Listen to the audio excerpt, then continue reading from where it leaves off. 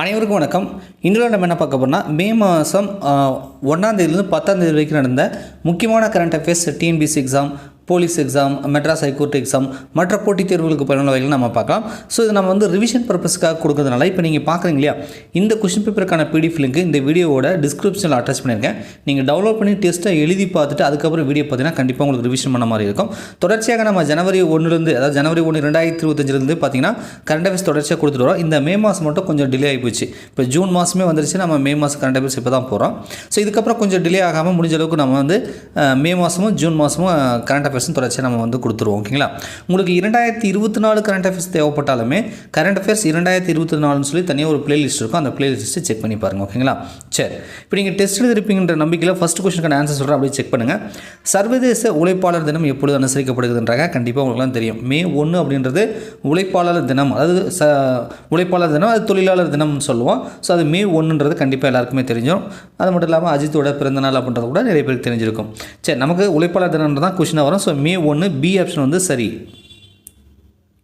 அடுத்தது, நாட்டின் ஜவுளி ஏற்றுமதியில் முதலிடம் வகிக்கும் மாநிலம் எதுன்றாங்க. இது வந்து சமீபத்திய தகவல் அடிப்படையில் வந்து கேட்குறாங்க. ஸோ இப்போ வந்து பார்த்திங்கன்னா இதுக்கு வந்து நம்ம தமிழ்நாடு வந்து ஜவுளி உற்பத்தியில் முதலிடத்தில் இருக்குது அப்படின்றத வந்து சொல்கிறாங்க. ஸோ வந்து ஜவுளி உற்பத்தியில் முதலிடம் வந்து தமிழ்நாடு, சமீபத்திய தகவல் அடிப்படையில்.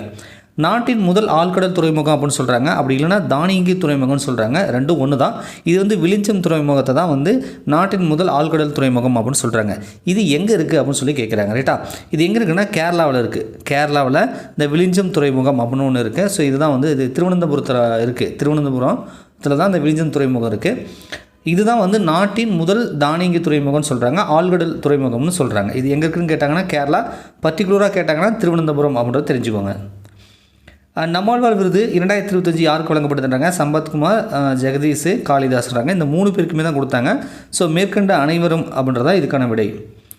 உலக பத்திரிகை சுதந்திர தினம் எப்பொழுது அனுசரிக்கப்படுகிறதுன்றாங்க. மே 3ஆம் தேதி வந்து உலக பத்திரிகை சுதந்திர தினம் வந்து அனுசரிக்கப்படுகிறது.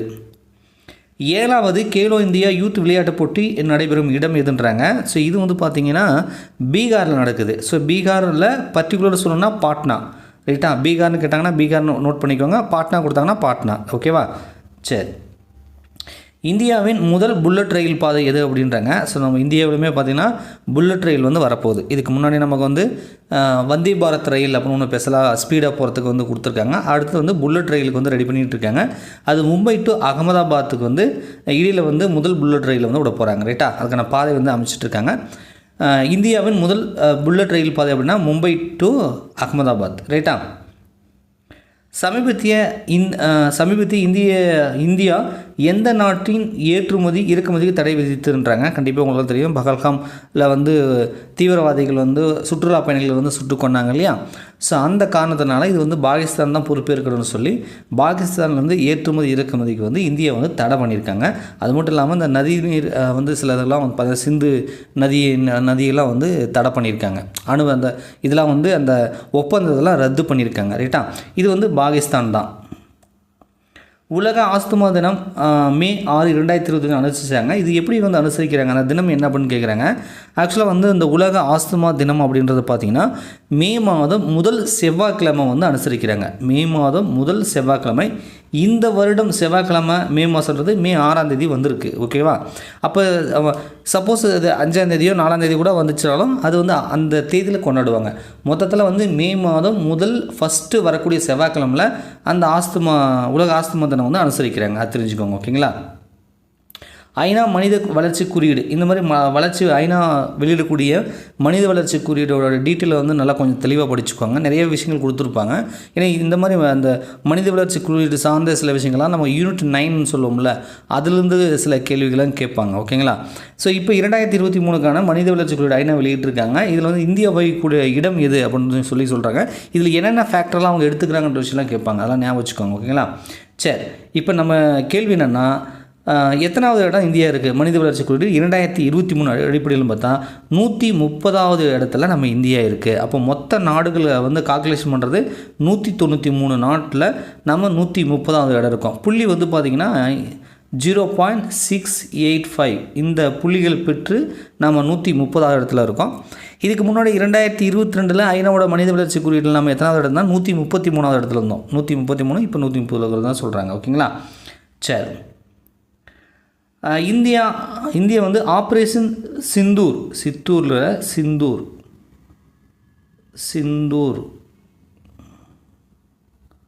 Operation Sindoor India operation Sindoor எத்தனை இடங்களில் நடத்தியது? அதாவது மே 7ஆம் தேதி பார்த்திங்கன்னா, அதாவது தீவிரவாதிகள் வந்து பகல்காமில் வந்து சுற்றுலா பயணிகளை சுட்டு கொண்டாங்க இல்லையா, அதுக்கு எதிர்வினையாக நம்ம இந்தியா வந்து அங்கே பாகிஸ்தான் இருக்கக்கூடிய தீவிரவாதி முகாம்களை வந்து நோட்டமிட்டு வந்து இந்த ஆப்ரேஷன் சிந்தூர் அப்படின்னு சொல்லி அந்த முகாம்களை அழித்தாங்க.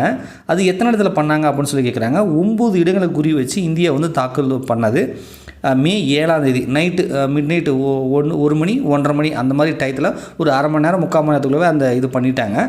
ஒரே டைமில் 9 இடத்த குறி வச்சு வந்து தாக்குதல் பண்ணாங்க நம்ம இந்தியா. அதுக்கு தான் வந்து ஆப்ரேஷன் சிந்தூர் அப்படின்னு சொல்லி பேர் வச்சுருந்தாங்க. ஓகேங்களா?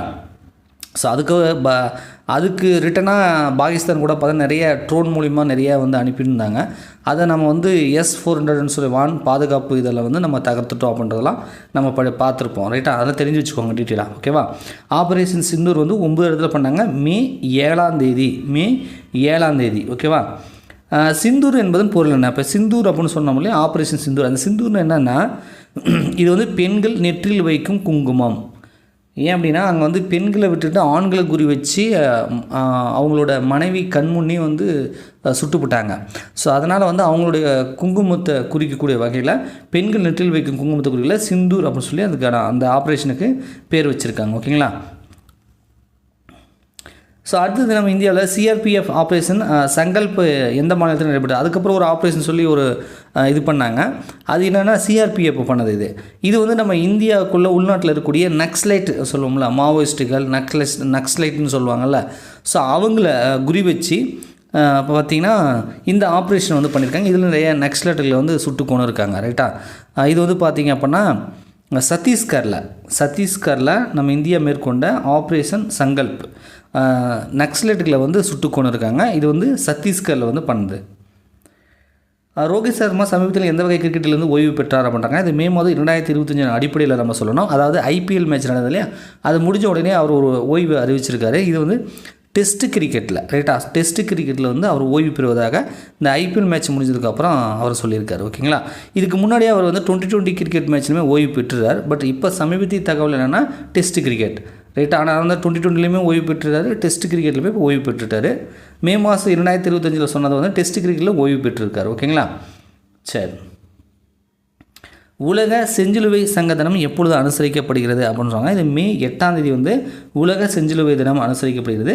வான் பாதுகாப்பு அமைப்பிற்கு S-400 இந்தியா எந்த நாட்டிடம் வாங்கியது? இந்த S-400 தான் வந்து பாகிஸ்தான் நிறைய ட்ரோன்கள் விட்டாங்க இல்லையா, அதை வந்து வானத்தில் நம்ம அழிச்சிட்டோம். அது வந்து கீழே விழுந்துருந்துச்சுன்னா நிறைய பாதிப்புகள் வரும். அப்பயும் தப்பி தவறி 1-2 விழுந்துருச்சுன்னு சொல்கிறாங்க. ஒரு சில பேருக்குலாம் பாதிப்புகள் ஏற்பட்டிருக்கு காஷ்மீரில். அது வந்து பெருசாக ஒன்றும் பாதிப்பு தெரியல. ஆனால் வந்து நூற்றுக்கணக்கான ட்ரோன்களை அவங்க விட்டாங்க ஒரே டயத்தில். அதில் எல்லாமே வந்து வானத்திலே நம்ம தடுத்து அழிச்சிட்டோம். அந்த இதுக்கு வந்து முக்கியமாக பயன்படுத்துறது வந்து S-400. சில உள்நாட்டு தயாரிப்புகளுமே பயன்படுத்துறதா சொல்கிறாங்க. பட் இருந்தாலும் வந்து பரவலாக பேசுகிறது என்னன்னா S-400 வந்து அது வந்து ரொம்ப யூஸ்ஃபுல்லாக இருந்துச்சு, நிறைய தடுத்துச்சு அப்படின்னு சொல்கிறாங்க. இது நம்ம வந்து எந்த நாட்டுக்கிட்ட இருந்து வாங்கணும் அப்படின்னு கேட்குறாங்க. ரைட்டா? இந்த S-400 அப்படின்றது பார்த்திங்கன்னா நம்ம ரஷ்யா கிட்ட வாங்கினது. வான் பாதுகாப்பு அமைப்பு S-400 ரஷ்யா கிட்டேருந்து நம்ம வாங்கினது. ஓகேங்களா? சரி. உள்நாட்டில் வடிவமைக்கப்பட்ட முதல் நீர்மூழ்கி எதிர்ப்பு கப்பல் எதுன்றாங்க. இது அர்னாலா அப்படின்றது. ஸோ அடுத்தது வந்து HADR என்ற மனிதாபிமான உதவி மற்றும் பேரிடர் நிவாரண பயிற்சி சமீபத்தில் இந்தியா எந்த நாட்டோடு மேற்கொண்டது அப்படின்றாங்க. ஸோ இந்த மாதிரி பயிற்சி வந்து பார்த்திங்கன்னா நம்ம சமீபத்தில் மாலத்தீவு கூட சேர்ந்து நம்ம இந்தியா வந்து பயிற்சி மேற்கொண்டது. அந்த மாதிரி பேரிடர் காலங்களில் எப்படி உதவி பண்ணுறது அதுக்கான பயிற்சிகள் வந்து நிவாரண பயிற்சிகள் வந்து மேற்கொண்டது. ஓகேங்களா? மாலத்தீவு. வணிக தினம் எப்பொழுது அனுசரிக்கப்படும் என்று முதலமைச்சர் M.K. ஸ்டாலின் தெரிவித்துள்ளார். ஸோ வணிகர் தினம் வந்து இந்த தேதியில் இதுக்கப்புறமா நாங்கள் அனுசரிக்க போகிறோம். ஸோ வருஷம் அன்றைக்கி அனுசரிக்க போகிறேன்னு M.K. ஸ்டாலின் வந்து நான் அரசாணை வெளியிட போகிறோம் அப்படிலாம் வந்து அறிவிச்சார் மே மாதத்தில். அது எந்த தினம் அப்படின்னு சொல்லி வந்து கேட்குறாங்க. வணிகர் தினம் அப்படின்றது மே 5ஆம் தேதி வந்து வணிக தினமாக அனுசரிக்கப்படும் சொல்லி முதலமைச்சர் M.K. ஸ்டாலின் அவர்கள் வந்து தெரிவிச்சிருக்காரு. மே 5. சேசட் செயலி நோக்கம் என்ன, அதனோட பயன்பாடு என்ன அப்படின்றாங்க. இது பிரதமர் வந்து மக்கள் எல்லோரும் இந்த செயலியை வந்து யூஸ் பண்ணிக்கோங்க அப்படின்னு சொல்லியிருக்காரு. ஸோ இந்த செயலியோட நோக்கம் என்ன, இது இந்த ஆப்பை நம்ம யூஸ் பண்ணுறது நமக்கு என்ன கிடைக்கும் அப்படின்னா, இது வந்து இயற்கை பேரிடர்களை அறிந்து கொள்ள வந்து யூஸ் ஆகுது. அதாவது என்னென்னா நம்ம வானிலை அறிக்கையும் தெரிஞ்சுக்கலாம், அதே மாதிரி சுனாமி வர்றதை பற்றி, காட்டுத்தீயை பற்றி, மழை, மின்னல், இடி, இந்த மாதிரி வந்து இயற்கை பேரிடர்கள் வரக்கூடிய அந்த விஷயங்கள் எல்லாமே இந்த ஆப் மூலிமா வந்து நம்ம தெரிஞ்சுக்கலாம். ஸோ அதனால் எல்லோரும் இந்த ஆப்பை யூஸ் பண்ணுங்கன்னு சொல்லி பிரதமர் வந்து சொல்லியிருக்காரு. ஓகேங்களா. ஸோ இந்த ஆப்போட நோக்கம் வந்து இதுதான். ஸோ 20 இம்பார்ட்டன்ட் கொஸ்டின் வந்து மே 1லேருந்து 10 வரைக்கும் பார்த்துருக்கோம். அடுத்தது வந்து நம்ம பார்ட் 2 பார்ட் 3ன்னு சொல்லி மே மாத கரண்ட் அஃபேர்ஸ் வந்து விரைவில் வந்து நம்ம பார்த்துட்டு ஜூனோட இப்போ ஜூன் தானே போயிட்டுருக்கு, ஜூனோட கரண்ட் அஃபேர்ஸை நம்ம வந்து கண்டினியூ பண்ணிக்கலாம். ஓகேங்களா. சரி, கண்டிப்பாக இந்த வீடியோ உங்களுக்கு ரொம்ப யூஸ்ஃபுல்லாக இருக்க நம்புறோம். ஸோ யூஸ்ஃபுல்லாக இருந்துச்சுன்னா மறக்காமல் லைக் பண்ணுங்கள். இந்த பிடிஎஃப் தேவைப்படுச்சுன்னா டிஸ்கிரிப்ஷனில் அட்டாச் பண்ணிக்கிறேன், டவுன்லோட் பண்ணிக்கோங்க. உங்களுக்கான ஒரு கேள்வி இருக்குது. இப்போ இந்த ஆப்ரேஷன் சிந்தூர் நடவடிக்கைலாம் நம்ம மேற்கொண்டோம். நம்ம பிரதமர் யாருன்னு தெரியும், நரேந்திர மோடி அவர்கள் தெரியும், எல்லாம் நமக்கு தெரியும். அப்போ பாகிஸ்தானோட பிரதமர் யார் அப்படின்றத நம்ம தெரிஞ்சுக்கணும். ரைட்டா. பாகிஸ்தானோட பிரதமர் யார் அப்படின்றத நம்ம தெரிஞ்சுக்கணும். ஸோ உங்களுக்கு பாகிஸ்தானோட பிரதமரோட பேர் தெரிஞ்சது அப்படின்னா கமெண்ட்ஸில் கமெண்ட் பண்ணுங்கள். கூடுதலாக அந்த நாட்டோட அதிபரோட பேர் தெரிஞ்சதாலும் கமெண்ட்ஸில் கமெண்ட் பண்ணுங்கள். ஏன்னா பிரதமரோட அந்த நாட்டோட அதிபருக்கு தான் வந்து கூடுதல் அதிகாரம் இருக்குது அப்படின்னு சொல்கிறாங்க. ஸோ அதனால் பாகிஸ்தான் நாட்டின் பிரதமர் மற்றும் அதிபர் இந்த 2 பேரோட பேர் தெரிஞ்சதுன்னா கமெண்ட்ஸில் கமெண்ட் பண்ணுங்கள். நன்றி, வணக்கம்.